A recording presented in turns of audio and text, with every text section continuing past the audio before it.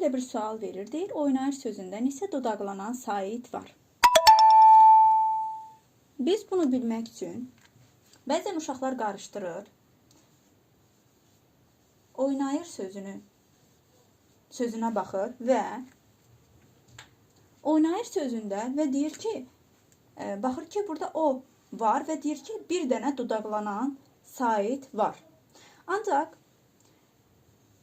bilmək lazımdır ki, dodaqlanan, dodaqlanmayan, qalın, incə, açıq, qapalılıq, kar, cingiltililik və s. deyərsə, mütləq şəkildə tələffüzə baxmaq lazımdır. Oynayır sözünü tələffüz edərkən necə edirik? Oynuyur. Oynayır sözü oynayır kimi tələffüz olunur.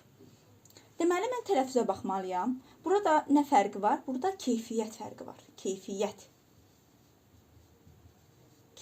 fərqi var. Bu sözdə sözün yazılışı ilə tələffüzü arasında keyfiyyət fərqi var. Deməli, oynayır sözündə baxırıq ki, neçə dodaqlanan sait var? O, 1, U, 2 və 3 dodaqlanan sait vardır.